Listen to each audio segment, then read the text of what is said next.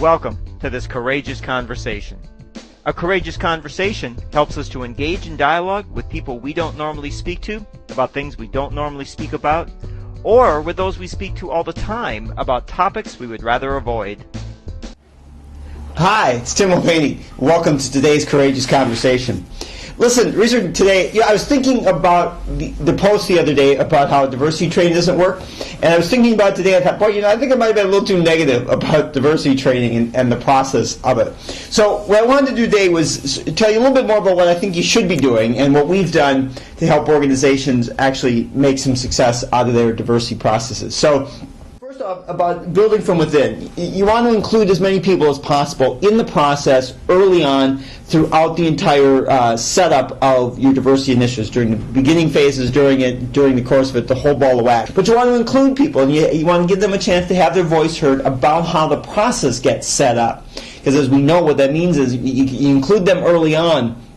They have ownership in the process. It doesn't mean you have to take everything they say and use it, but it gives them a voice in the process, which means all of a sudden they're now defending the process. But you want to include as many people in a variety of ways. You have feedback loops. You gather some information, you do some things with it, you go back and say, how does this look? Is this what you're saying? Is this where we're headed?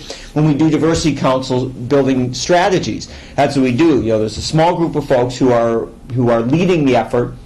Gather up information from the entire organization, go back to the organization, say, all right, well, we think we heard this, so we want to head in this direction. What do you think about that? They get a chance to react to that. Diversity Council takes it back, rethinks it, comes back again. What about this? Are we on track? So you create feedback loops. But you want to build on the pockets of readiness. And leverage what and this is in a PDF for you to take, but leverage the explicit and stated passion of a few to grow and influence the many.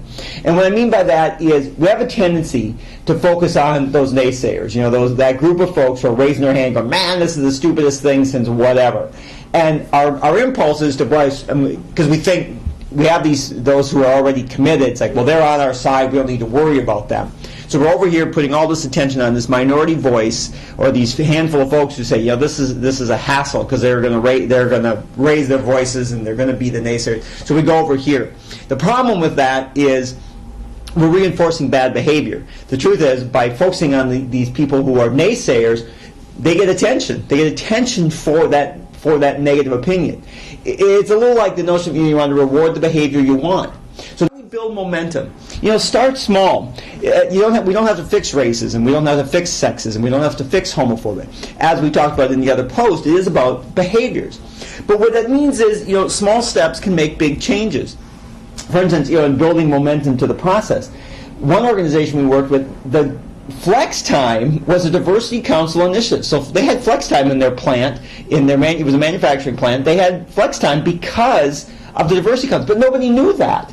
And this is an organization where the diversity council members, their pictures at times were showing up on posters in the crosshairs as if somebody was going to shoot them with a rifle. These people were pushing a big rock up a very big hill.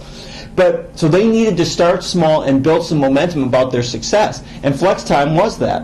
And what I told them was to not, and so gather up some success stories about that. And and I meant non-typical success stories. So in other words, it's easy to go out on a Flex Time and go out and get some single moms take on how Flex Time is helpful to them, and that, of course, get that story too.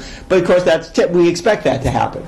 But find some guy, some straight married guy with kids, who's taking advantage of Flex Time and capture his story. Find some single guy who's taking advantage of Flex Time in some way for school or for something else, and capture his story.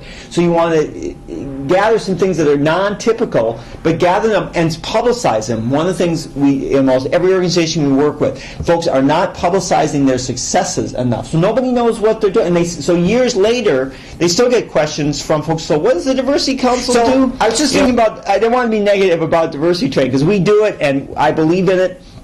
And I just want to give you some help about that. So build from within, build on the pockets of readiness, and build your momentum. There's a download about this, but that's just some thoughts for today. This is Tim Mulvaney. Thanks very much for listening, and I look forward to talking to you again soon. Bye now.